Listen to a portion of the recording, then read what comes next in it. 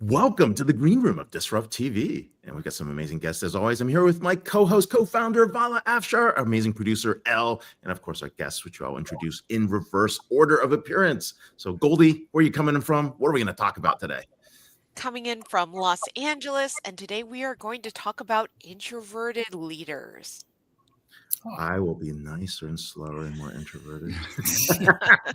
More thoughtful. Okay. And Mukund, where are you coming in from as well? I think you're just down south a bit. I'm in Irvine, California. I'm calling from Ingram Micro's global headquarters, and I'll be talking today about AI factories and how you can effectively scale AI-led transformation for your business. That's awesome. And you're a practitioner, makes it all very cool. And Benji, where are you? Hey, folks, I'm coming to you from snowy Park City, Utah, and I'll be talking to you today about mission-grade risk intelligence and how that's driving change across the national security community and also commercial companies where there's a lot of compliance issues. And so we're going to talk about how AI and data are making big changes across those industries. It is, especially attack surface on agents and especially that vulnerability that's going out there without zero trust. So definitely lots of stuff to talk about. All right, with that, let's turn it back to Elle, do it the count, and we're ready to kick off. All right, 3, 2, 1.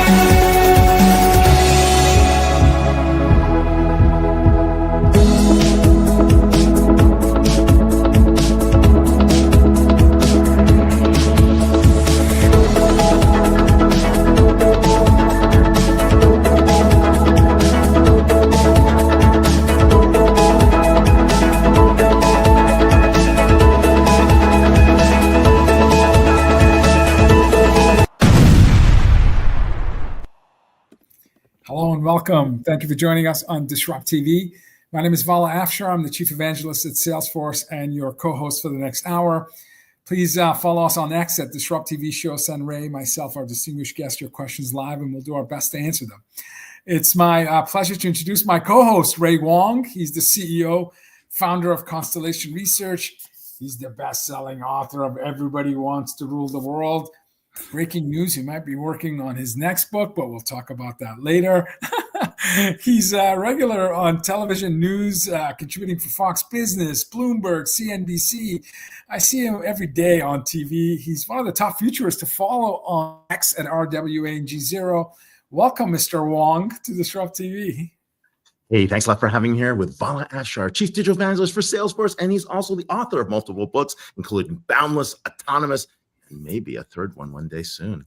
These are all #1 sellers on Amazon. Of course, a little bit ahead of its time, but never timeless, always timeless. He's executive around the world. Pay attention to every one of his innovative, insightful tweets. And when he's not leading keynotes, speaking around the world for Salesforce and other industries, you can catch him on TV outlets like Bloomberg, ZDNet, and of course, ABC TV and others. So with that, let's talk about our guests and one of the most critical conversations we need to have.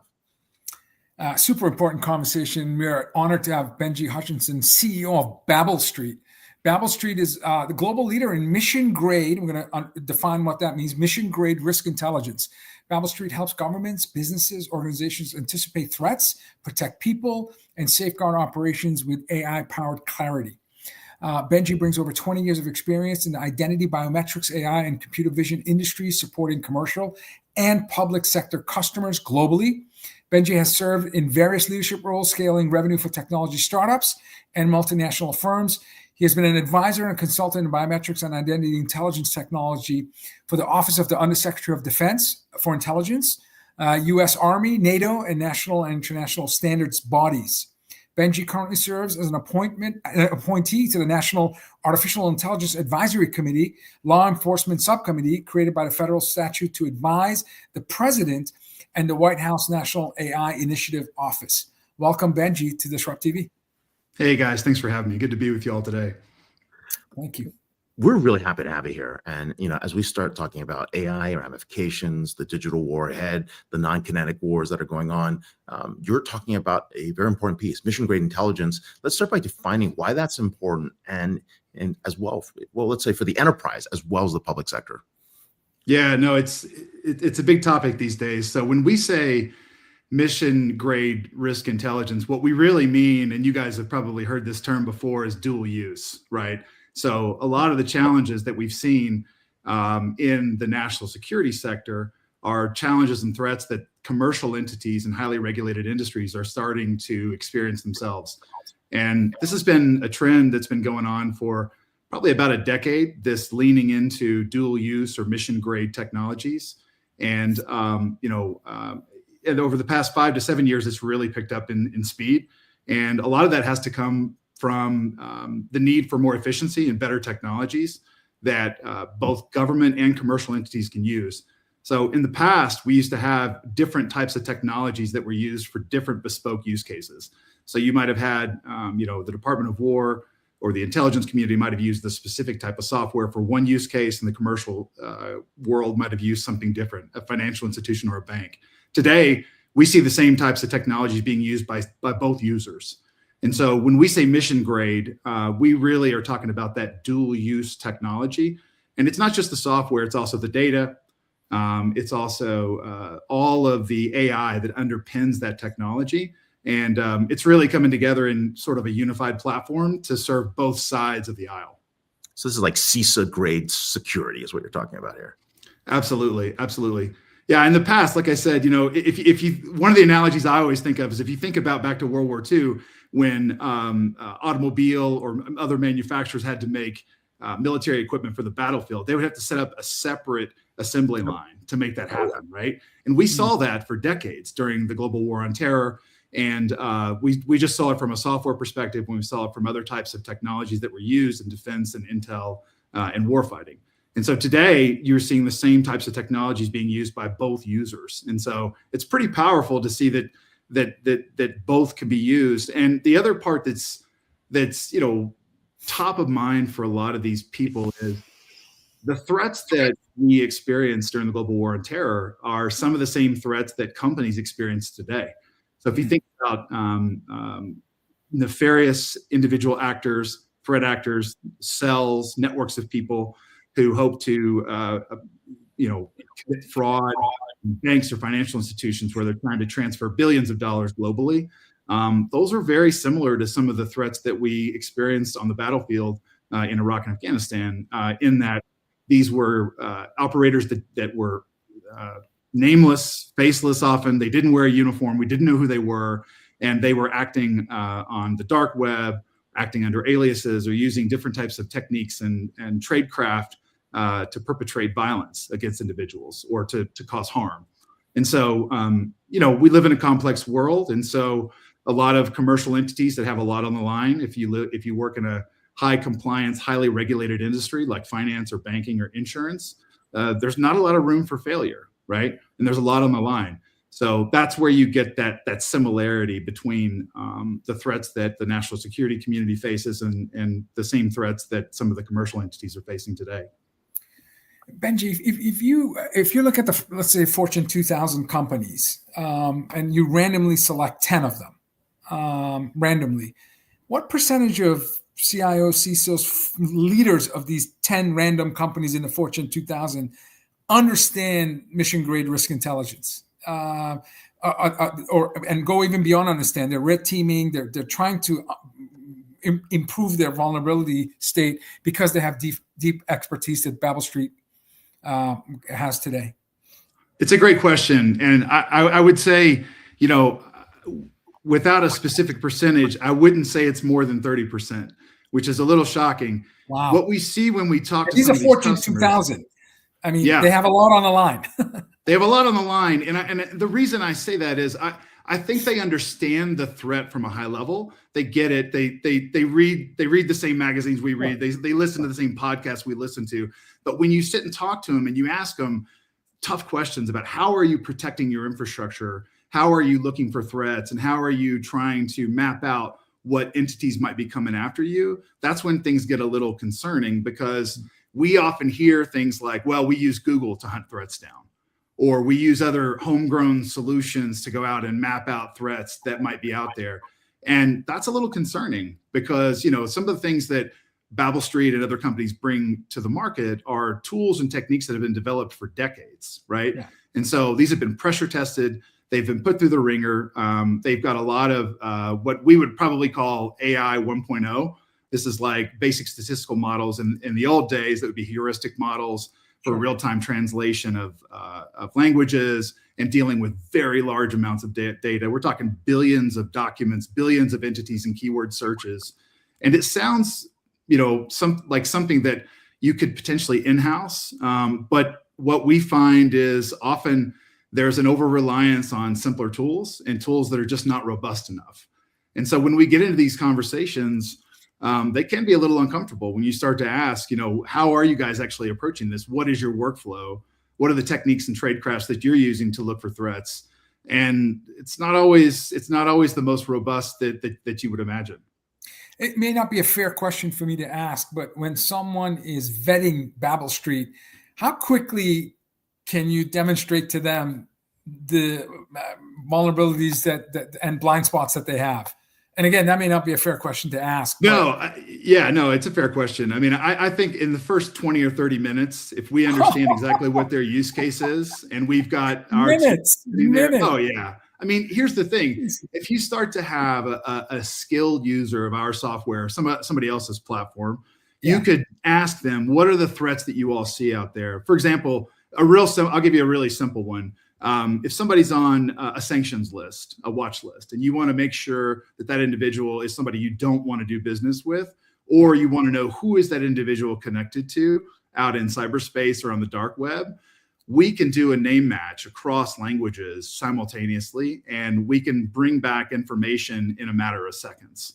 Wow. And so we can get down to variations in name spelling. We can do translation in over 200 languages. We can show you that these individuals might be connected to foreign maligned influence, companies that are on blacklists, lists that Americans can't do business with. But because we live in a complex world and we have a global economy, sometimes those things are obfuscated, right? You've got shell companies, you've got different boards, different entities. I mean, I know you guys probably know this. Everybody has multiple entities in a lot of big companies that they haven't deprecated yet or novated. And so sometimes they stay on the books for tax reasons or for operational purposes, but sometimes they can be nefarious and they can be used on purpose to commit crimes, to perpetrate fraud, or to actually have some sort of agenda where they want to, compromise your system or compromise what you do for to out there in the marketplace to build money and build value. I like my Cayman shell companies. I don't know what you're talking about. Yeah, I mean, this is the way to go. No, but you're doing everything: identity resolution, entity mapping. You've got the vendor intelligence. You're doing all the threat analysis, the active threat intelligence. And now, as we're entering this world of agentic AI, does that change the way? I mean, you look at security. Like, do security officers have to do things differently? Like, what do we have to do? Like, do I have to vet my agents? Yeah, it's a great question. It's interesting. I'll answer that question by going back a little bit. It's interesting to understand where a lot of this came from and where it's headed, right? So in the early 2010s, there was a real need to take a lot of complex structured and unstructured data and pull it into a software platform and start to make sense of it. So when you're out there on the internet and you're pulling in all sorts of information from denied, contested areas, firewalled areas, tough to get information that's in different languages, and you want to pull it back into a common sort of single pane of glass where you can make sense of it. That's how a lot of what we do began. A lot of our competitors began doing that. You could put it into knowledge graphs. You can do entity mapping, sort of make sense of it all. So fast forward 10 or 15 years, where that's gone is you have a lot of different software platforms that have a lot of filters. There's a lot of data feeds, and there's a lot of complexity. And so what we've seen is a real pivot towards AI in a modern sense. And obviously, when you're talking about billions of documents or billions of keyword searches and results, you want to have things like generative AI that can summarize that real quickly and serve something up that is timely intelligence that a decision maker can take and use in real time, right? Because these guys are trying to make decisions. If it's on the battlefield, or if it's a decision that has to be made about a loan or the transfer of funds between financial institutions or a stock market exchange, those are pretty high intense areas where you've got to make decisions. You don't have a lot of time to waste, and you don't have a lot of margin for error. So the generative AI piece has been helpful. And the other part of your question is you asked, where do you see it going? We obviously see AI disrupting everything. I mean, just like we used to talk about software eating the world 30 years ago, you can't turn on the television without AI being talked about, right? Yeah, I mean, it's right almost AI is eating software. I mean, it's eating software, right? I mean, and we have this concept in the intelligence community analysts world and the investigators and the federal law enforcement world, but also in fraud investigators that might be a part of a bank or financial institution. What they want is the ability to tailor agents that can do a lot of that mundane work for them around the clock, without having to set the filters, sift through all the information, draw and do the identity resolution, right? So if you have a bunch of results that come back, say we've got 1,000 names, 1,000 different Facebook accounts, and the next top 10 social media accounts, and you want to make sure that those are the same individuals, you've got to be able to resolve those entities. And a lot of times the software will give you suggestions, but there's usually a human in the loop at the end of that, making those calls. And so what we see in the future is the agents are going to be tailorable to do that for you around the clock. And they're going to be able to be placed on a specific region, a specific topic, a specific set of people or an individual. And you can monitor those people in real time. And what we hear from our customers and clients is when they come in the morning, they just want to be able to talk, engage with the agent, have a cup of coffee, and say, what did you find out over the past 6 hours or 12 hours or 24 hours? That's right. And then just look at the 20% delta, right? I'm You're looking for saving that. a ton of time there. I'm looking for that intelligence briefing and situational awareness by chat. I mean, that's awesome. Absolutely. Yeah, Absolutely. You know, any highly deterministic, low value work, you know, like filtering, sifting, you know, it's high value, but it's, again, highly deterministic work will be done by digital labor, with agents. Do you think if you look ahead 3, 4, 5 years, are we going to have CISOs that mandatory have to have deep AI expertise? Are AI practitioners responsible for security, or security practitioners, you know, beefing up their AI skills? Without question. I mean, we in fact, we just brought on our president and chief AI officer at Babel Street, and and that's a signal to the market, right? It is. Babel Street, leading global threat mitigation risk intelligence company has a chief AI officer. Then why wouldn't you, as a company, invest in that? We're leaning in. I mean, I think one thing that we're going to see, and I'll throw out the D word, the disruption word, right? So one thing I think we're going to see is you have these massive players entering the market that have a ton of capital behind them with a beautiful pane of glass. They've got a beautiful sort of GUI and an interface that's very snazzy. They've spent billions of dollars on it.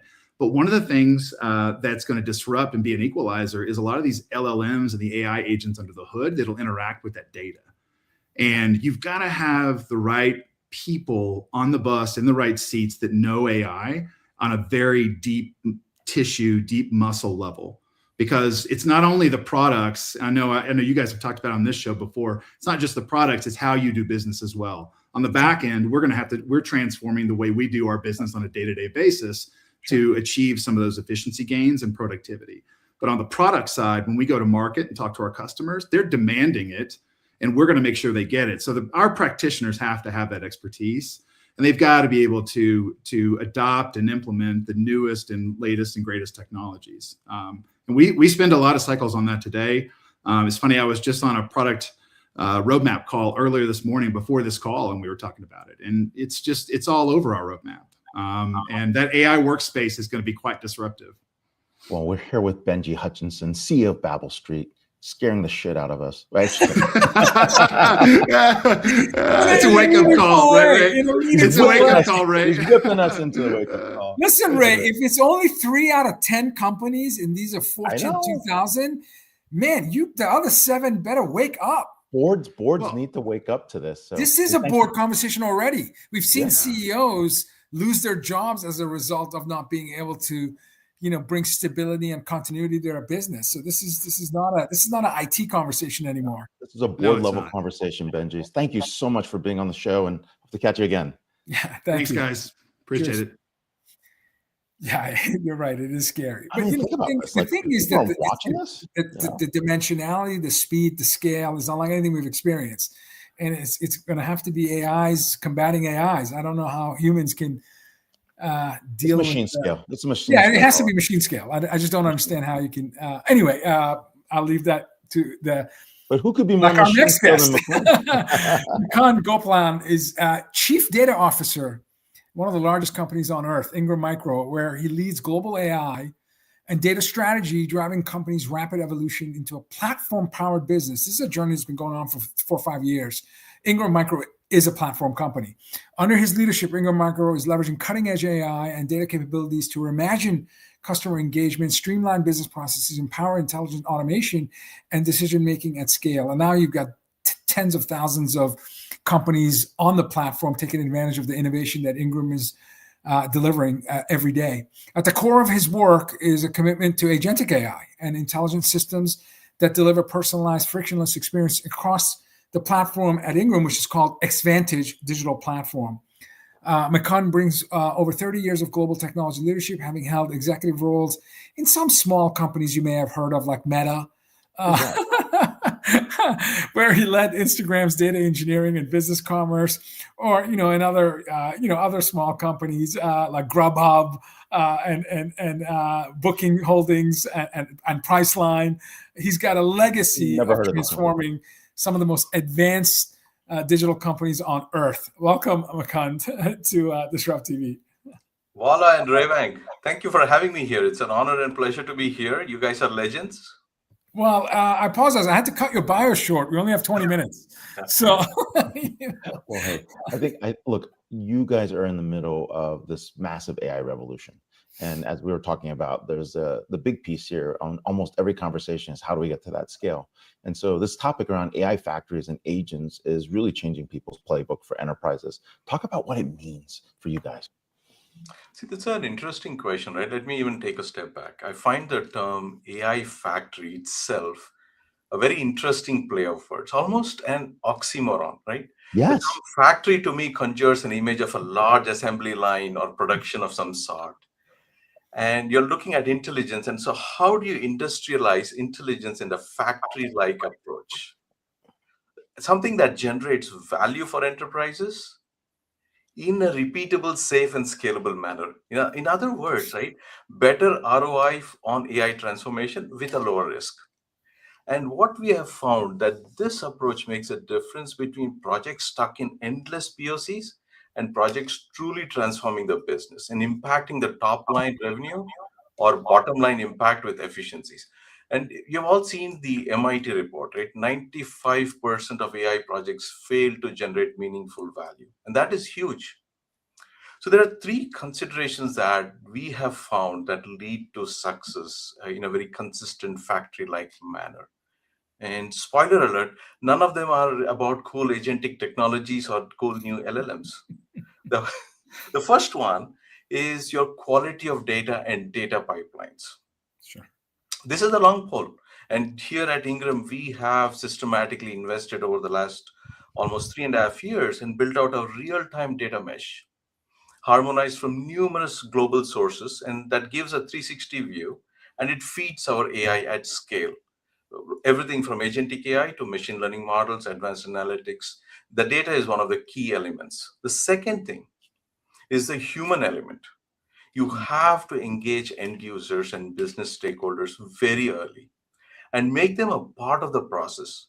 Nothing new, but with AI agents, this now takes on a very critical element because the gap between technology and the end users is shrinking very rapidly.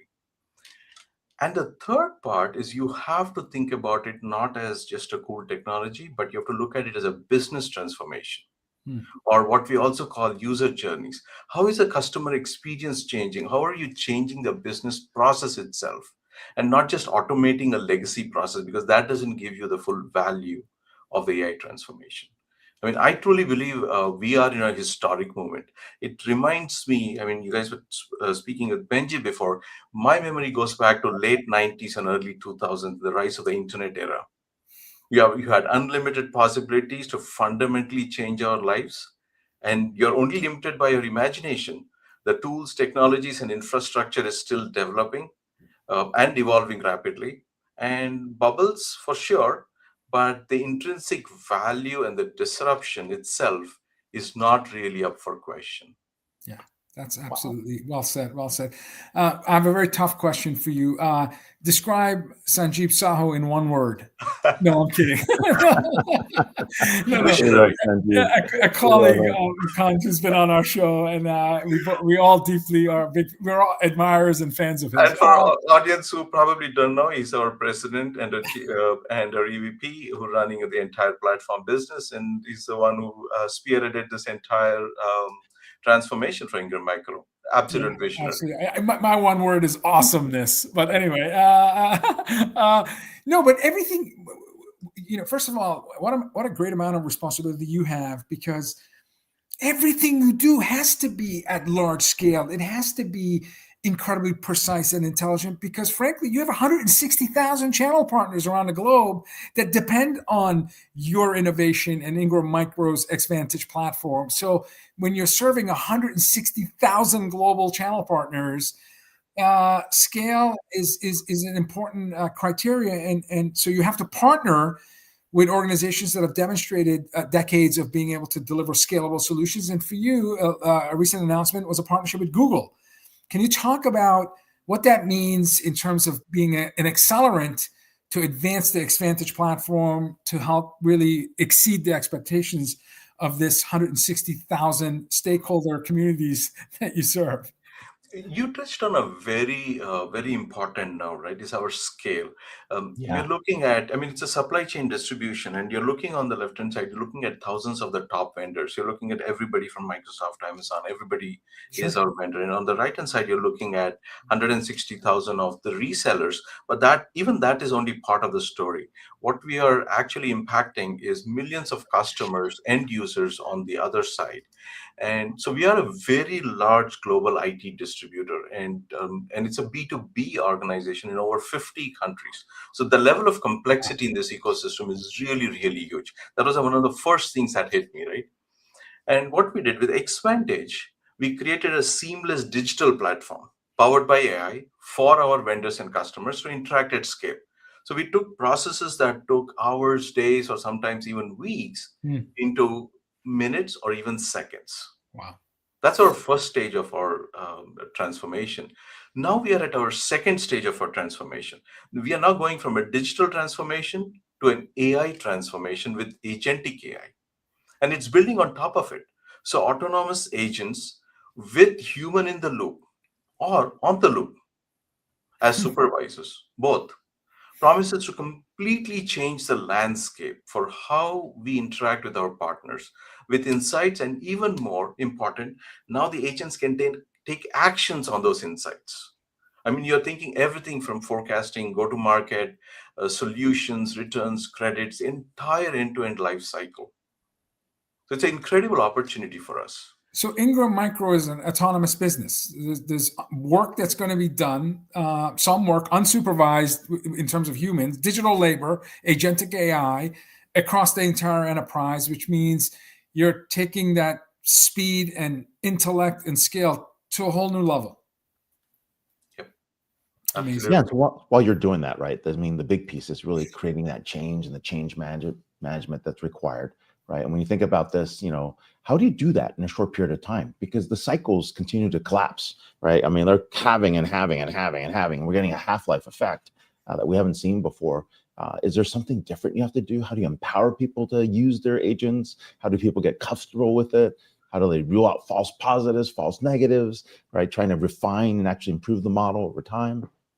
So that is probably one of the most pivotal questions for agentic AI. See, in traditional software development, right, you had technology development and then you're handing it over to the end users, training them, shipping it off. That traditional model does not work for agentic AI.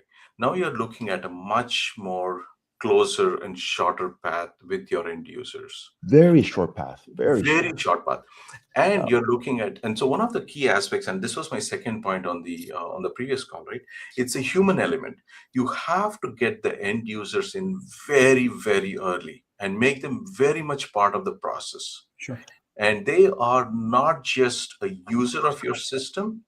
They have to understand how the system was built, what data was used for training, how can they change that, what prompts were used to set this up, what are the limitations of your system, and how to make use of it. I'll give you one completely different example, right? If you look at self-driving cars, if you use them, you start to realize that you have to know how that self-driving of your car works. What are the limitations? How does it work? When do you take over? What do you look out for? So I think this is a completely new paradigm for end users. It's not a throw it over the wall, for sure. For sure.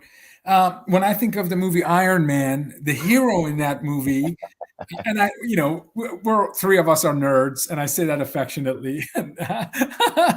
I don't know you well enough to call you that, but the amount of engineering and intellect you have, I think you would be a member of the club. But the hero in that movie, Tony Stark, partnered with Jarvis to build the suit and to understand the battleground and navigate through turmoil. And at Ingram Micro, the heroes, like sales heroes, have IDA. They don't have Jarvis, they have IDA. It's your intelligent digital assistant, IDA. Tell us how the sales heroes or your marketing or service or the entire enterprise at Ingram is now working with IDA, like Tony did with Jarvis, to do some magical work. That's a good analogy. I like the Jarvis analogy. And our CEO has talked a lot about this in our quarterly earnings call and the financial impact it's having on our top line growth. Sure. It has transformed our entire go-to-market, and we have converted from order takers at scale to order makers. And this is a big shift. This has actually fundamentally changed the DNA of our sales associates. So we are proactively identifying and converting opportunities. And we've recently released, on top of IDEA, we've also released the sales briefing agent. And that sounds like your intelligent agent that synthesizes all of this information and tells you what opportunities to look for, what to pitch, how to sell it, what solutions to go for, and how to talk about it and how to convert it, and what are your probabilities for converting it to. So it's a very large landscape, and now figuring out the needle in that haystack makes all the difference. Amazing that your sales professionals can now operate like surgeons, because they have contextual understanding of an opportunity. They can anticipate the needs of the buyer, and they can over time become, again, not just order takers, but trusted advisors, because what they're recommending doesn't feel like you're being sold to. It's actually a solution that's going to help advance the customer towards their mission of being successful. And what people don't understand is, like, when I use Tony and Jarvis as an example, Tony had a mechanical engineering background, an electrical engineering background. He understood physics. It wasn't just somebody working with an agent that didn't have strong domain expertise. And by taking advantage of IDA, you're giving back time to your employees so they can build those proficiencies. And that's when you get a domain expert working with a digital assistant. That's when 1 + 1 = 3.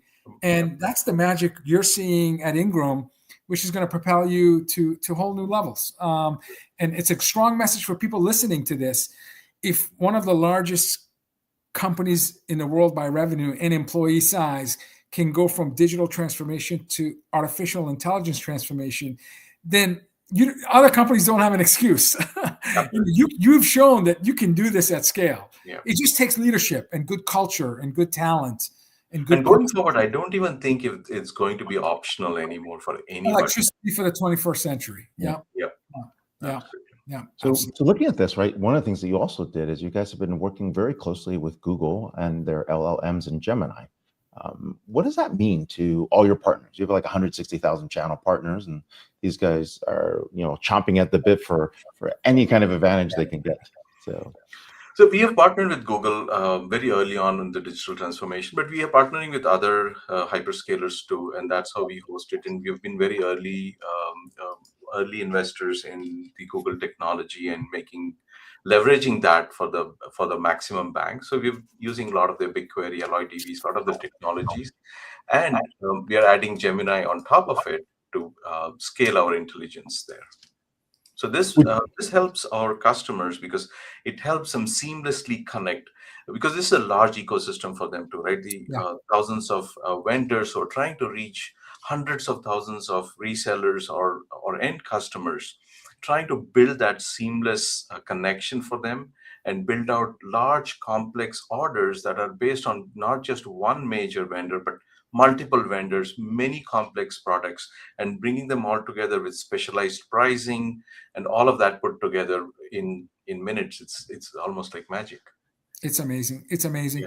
And again, this may not be a fair question to ask, but we always try to get breaking news on our podcast regarding AI Factory. Knowing in 3 weeks we're going to be in 2026. We're closer to 2050 than 2000. And to think about the velocity of innovation, speed and direction, what would an AI factory look like in a couple of years as you're building and your long-term vision? And I know what do you anticipate some capabilities and build core building blocks that's going to help really advance the AI factory as we see it today? See what happens today, right? One of the core problems, everybody is doing POCs. Sure. There are lots of cool ideas. Everybody's leading with technology. And there is no dearth of it. Probably there's no company that doesn't have a bunch of cool POCs running at this point. Sure. But very few of them will actually disrupt the business. And that is your key challenge for the entire enterprise, all the industries. How do you make this repeatable? How do you make this efficient? And how do you actually disrupt your business? And so I think this concept of AI factory, and I don't know if the jargons will change over time. Sure. But I think that will refine into something that's repeatable, and that's something measurable, and something that impacts your top line and your bottom line. I think that's the core of what we're trying to achieve. How this is going to happen, I think every aspect of the life cycle, the business process, especially the back office, the long forgotten back office with all your legacy ERP systems and whatnot, are very ripe for disruption and innovation. And so these technologies have a huge impact to make. You're not just looking at the chatbots on the front end, but a lot of the automation on the back end. I think there's a huge potential. And so we are going to see agentic AI evolve in every single function. And initially with humans in the loop, and eventually you will have them more autonomous, and with humans playing more of an audit, or let's say a supervision, or maybe an exception-based interaction. Sure. Oh, hey, Mukund, thank you. You're one of our AI 150 folks. You carry the black card, which is a very special thing. Some folks know it, some folks don't. If you do. And thank you for being here, sharing about what's going on at Ingram Micro, but more importantly, what's happening in the world of agentic AI and really these AI factories. So Mukund Gopalan, Global Chief Data Officer at Ingram Micro. Thank you for being on the show. Thank you so much. Thank you. Smart folks at Ingram, doing some big, heavy lifting. It's incredible to see. This is the cleanup hitter spot for our show. We're bringing our last guest, and she hits a grand slam, brings it all together. And as no pressure, right? Yeah. This is a book for us. Yeah, but especially for me, an introvert. And I know labels are for jars, not people, but I am an introvert. I'm looking forward to this segment because I work with a super extrovert. I won't name. We're both introverts. People don't realize this. I like my own time, man. Goldie Chan, once dubbed the Oprah of LinkedIn, and author of Personal Branding for Introverts, a book that just came out in October. Love the color. One of my favorite colors. I know. You have good taste. Goldie is a keynote speaker, author, advisor. an incredible cancer survivor. Goldie founded Warm Robots, an award-winning social media strategy and creative agency based in Los Angeles with global clients. Goldie won Journalist of the Year in 2024 and was a senior Forbes contributor on her internationally recognized column on personal branding and storytelling in digital age, where her articles were viewed for more than 10 million times. Ray, you and I need to step up our game. We're not even close. We're not even close. Goldie is the author of Personal Branding for Introverts, a book that just came out a month ago. She's a member of the Producers Guild of America and has been featured as a fresh voice in small outlets like New York Times, CNN. Never heard of them either. Fast Company. Yeah. Welcome, Goldie, to DisrupTV, and congrats. Well, now I have to change it to saying featured in, right before New York Times. DisrupTV. Right, that has to go before the New York Times because it's obviously the biggest press that I've had around this book. Awesome. That's awesome. It's already a best-selling book. I'm not sure what we can do anymore. But, It could be best-selling right? Yeah. No, this is a great book, and I really appreciate you writing that, because I think I'm an ambivert, and you have these terms, and let's just set the stage, right? Introvert, extrovert, ambiverts, flowing around the world. You're a loud introvert. Talk a little bit more about just how you kind of categorize some of those personas, because people don't fit nice and neatly into a lot of these things, but it also helps to start the conversation about what they need to do. Like, you do a lot of great personal branding. Thank you for being green today, right? But like, all these things are important, right? And they add to that. Like, we wear jackets. It makes it easier for people to identify who we are. I don't have a brand, Ray. I got to work on something. We got to get DisrupTV jackets. We'll get you DisrupTV jackets. I got to do something, yeah. but something. You have a brand, man. You're like everywhere. But that's kind of the thing. So how do you talk about you identifying as a loud introvert in that context, so people understand where you're coming from? Yes, so I love the term loud introvert. I think every single popular book that came out about introverts always talks about quiet. You're so focused on quiet introverts. And while that certainly is a well-known characteristic of introverts, I think so many introverts can be loud. I know so many amazing introverts who are wonderful public speakers. I do quite a bit of public speaking myself, but you also have introverts who are loud in their day-to-day because they are loud about what they care about. And they're loud, they have amazing podcasts, they maybe are loud at work when it comes to things that they absolutely are passionate about. So to me, I like to categorize myself as a loud introvert because when I get excited, when I talk about things I absolutely care about, and we can talk about nerdy things because I can go down that rabbit hole. I'm also an Archie comics writer, so I love talking about nerd things as well. But I think that introverts have been so miscategorized as being quiet for so long. And of course, a beautiful book, right? Quiet by Susan Cain. I don't want to discount that. Susan Cain, right? Yeah, right. delightful book. But I wanted to do a book where we talked more about being an introvert in this modern day and age where you have the internet. Because I think also so many of the popular introvert books are from a little bit, I would say, pre-internet. I know that everybody, all the other guests have been talking about AI, but this book kind of catches us up a little bit to the point where we're at least in the internet zone.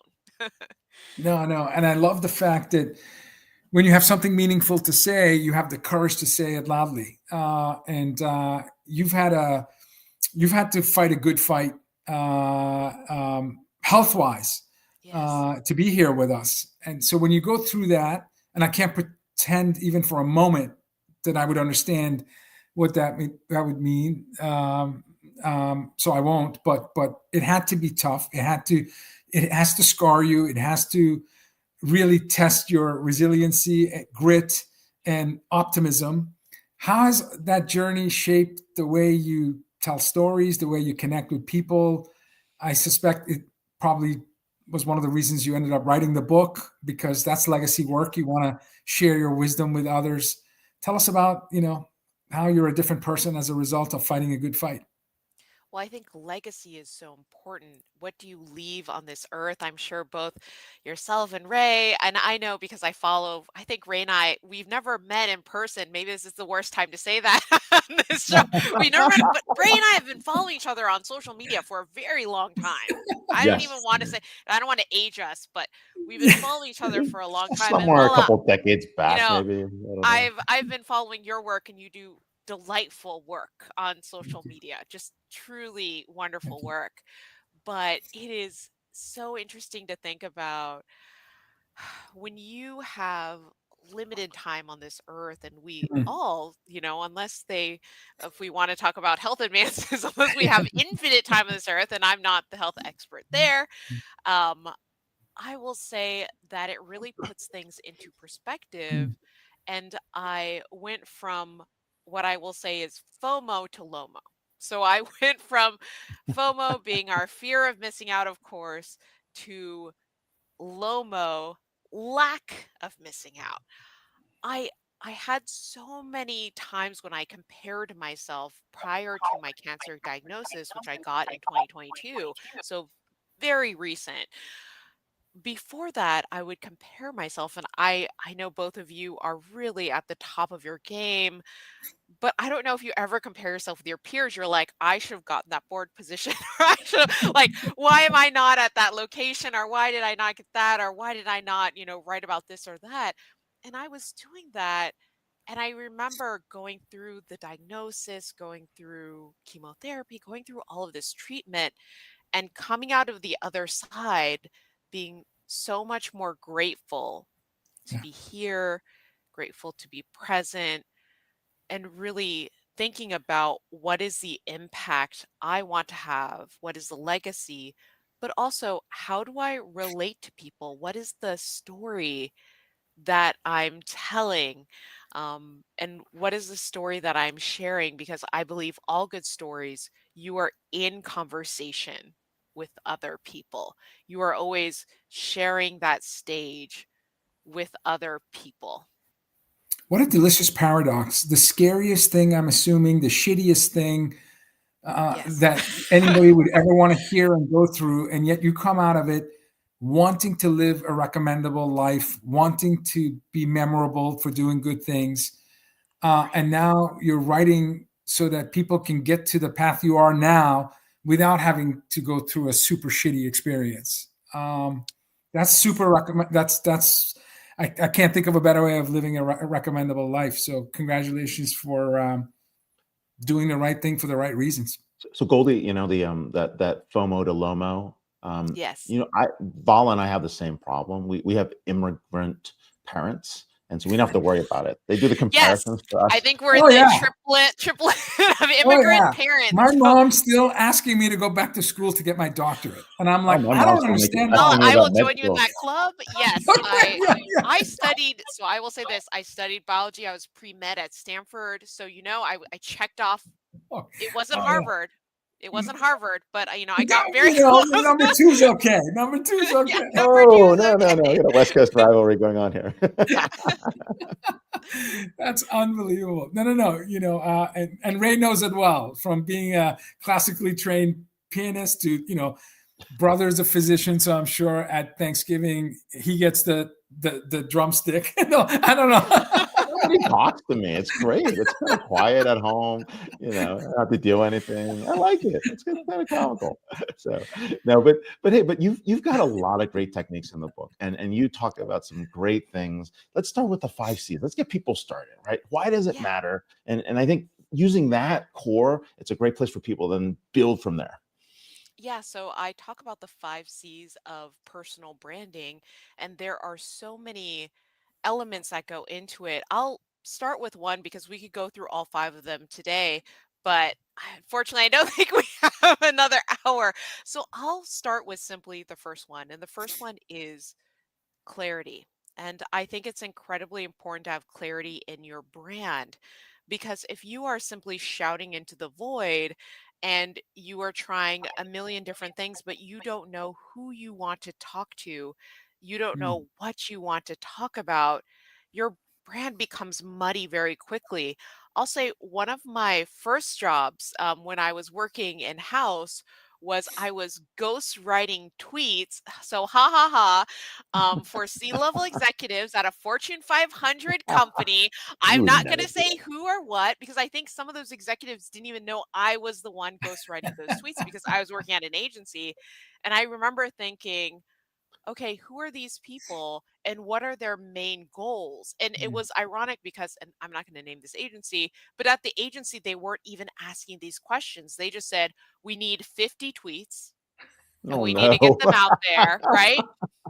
And I remember one of these executives, I think, had just bought a music sheet company, and they were promoting this, but it had nothing to do with the industry vertical they were in or their job. And so it was very jarring because every fifth tweet they would have would be 20% off sheet music. And and as the ghostwriter assigned to, they were like one of 20 people I was ghostwriting at the time, I had to like tamp that down and figure out what was like the best way to massage that in to their stream of tweets. And that was a starting point of me really thinking about what is a personal brand and who are we talking to when we have a personal brand. And I'll say this too, I was very, very behind the scenes until 2017. And that is when I got the hilarious nickname, the Oprah of LinkedIn, because I made over 800 daily consecutive videos on LinkedIn. Wow. And those are mostly She's still a me machine, but editing. you were such a machine on that Literally thing. 3 years of consistently putting videos. Yes, and I never skipped a single day. So I literally had videos where I was running onto the airplane, like, the ramp that you run onto the airplane. And the other video I made wasn't uploading. So I had videos where I'm just like running. It's just like 2 seconds of me running because that counts as a daily video. But I remember when I went through that process, I built my brand video by video, as so many people these days build it by tweet, post by post. But over the course of that, I realized that clarity and that consistency was so important. And I'll talk about one more C in my 5 C's, which I'm sure both of you will agree with, which is community. Yes. And if I can make a prediction for 2026, I think that we will be so much more focused not on the influencer side of things, which I think is already waning, quite frankly, but we will be focused on community and we'll be focused on how can we dive in and tap into various micro communities and how can we have those communities then, if we want to talk about marketing or branding, then be advocating and selling and sharing various products or various technologies. That's awesome. That's insights that can only come from a super introvert. Where the Now I'm spark. going to go sit in the corner. Yeah, no. What I heard from you is the spark can come from you, the individual, but the flame, the heat, the energy comes from the community. And so investing in the community is just going to create that, what my youngest would say is good aura. Dad, you need to work on your aura. I'm like, I'm too old to have aura. Sorry. but yeah, I'm not Gen Z, so I can't verify that you have Gen Z aura. I will say this though, because I'm one of the youngest writers on the Archie Digest staff, they wanted me to write about Riz, and I actually turned it down. So I know, the Gen Z slang terms are great. That's awesome. Oh yeah, no, I've got my own ongoing dictionary, and I'll go to my favorite LLM to say what does this mean.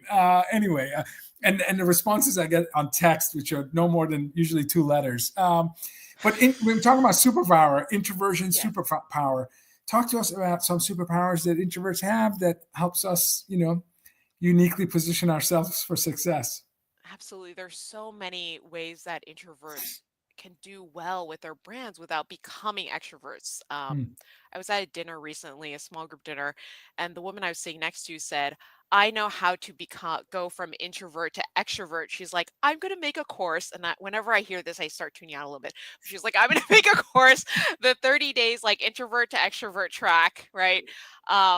And I just thought, you don't need to become an extrovert. You can stay an introvert. And one of the first superpowers that I think is so wonderful is introverts are so great at one-to-one conversations. And you'll see this, especially if you go to conferences or you have really high level meetings. Introverts excel at connecting one-on-one. Sure. That leads me into another introvert superpower, which is being a deep thinker, being incredibly analytical, being able to step back and synthesize Sure. intelligently information.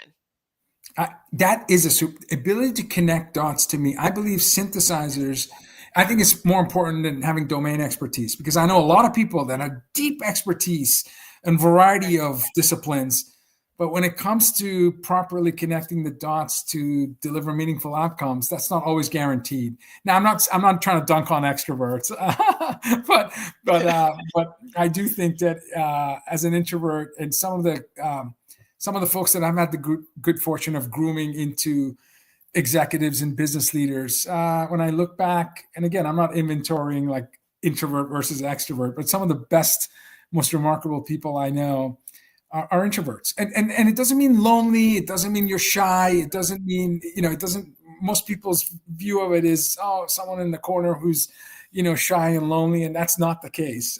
As you said, deep thinking, highly, motivated to do meaningful work, and others oriented.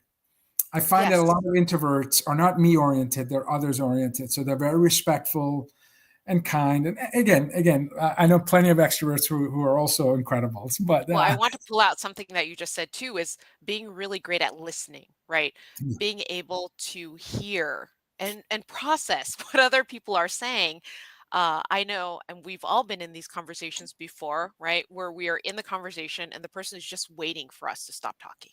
They're just waiting for us to stop talking so then they can start talking and hear their own voice. And I think introverts like to hear other people's voices, and not only hear them, but really listen, really process, and be able to then give a meaningful response because they've actually heard it. Yeah. So Goldie, you're slaying it. And slam World Series. That was awesome. How do you recharge? I think that's the question that I think almost every introvert would ask. So I have a section of my book where I talk about introvert batteries, and I talk about how do you recharge over time. I'm going to give a little bit of odd advice, and especially for everybody who's watching or listening to this, if you ever have to go to conferences and you're feeling overwhelmed, as so many of us do when we go to something like that. Like Amazon reInvent. Yes, like you're right there. A conference or a big event. One thing that I like to suggest, and this is purely tactical, is take 10 minutes. Take 10 minutes and go physically outside the venue. I know, shocking, right? Especially when you're in Las Vegas because you never go outside. But go outside the venue, or at least go into the lobby. Go out and take your phone or your smartwatch or your, in bed in your eye. I don't know what it is, but whatever technical thing you have, turn it off for 2 minutes. Do not look at your phone, your watch, your smart device for 2 minutes. And the reason why we do this is because we reset our own heads just for a little bit. We clear the noise. And I think so much when we take our breaks from busy places, we immediately go on our phone or our smartwatch or whatever device we have, and we begin the scroll.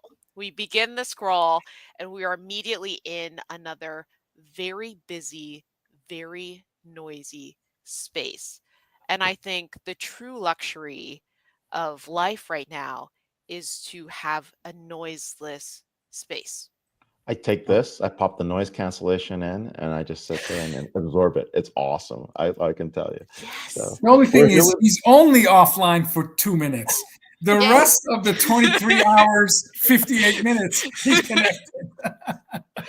Goldie Chan, once dubbed the Oprah of LinkedIn, author of Personal Branding for Introverts. And finally, well, at least digitally, we're going to have to meet in person. I'll send you my number later. Yeah. But yes, we are going to catch up. Her book is on fire on Amazon. Make sure you get a copy. Send it to friends, gifts, holiday season. And of course, I think you're in like the top 5 right now in some business category. I can't remember which one. So, Yep, careers. Amazing. Amazing. Congrats. so thanks for being on the show. Happy Friday. Thank you. Cheers. Bye. Bye. Awesome. Dude, that book was for us. Yeah. No kidding. I definitely know. I'm an introvert. Sometimes people who don't know me, know me only through digital channels. They think, they can't imagine. You and I know each other so well. I mean, it's like, we decompress, unlike what people would think we would decompress. Yeah. No, exactly. Well, folks, that was episode 420, and next week, episode 421, we have Simon Paris, CEO of Unit 4, and Jeff Tuff and Stephen Goldbach, who are co-authors of Hone, How Purposeful Leaders Defy Drift. In the busyness of life, it's easy to drift and not notice. So an important book. And speaking of books, we had an amazing author with Goldie, and we're going to have 2 amazing co-authors next week. But DisrupTV, after that, we will feature, as we have for the last couple of years, our top 25 books of 2025. Top 25 of 2025. Right now, it's a UFC battle between Ray and I and L. 3 of us. So if I show up next week and I have a black eye, it's L. But we're having, because, we obviously, as you know, have featured We more. have so many great authors. So we have so many great authors. So it really is a spirited debate, and it is a debate. In fact, we've even solicited outside influence because we can't make influence. Yeah, we need tiebreakers. For some of our top viewers. Yeah.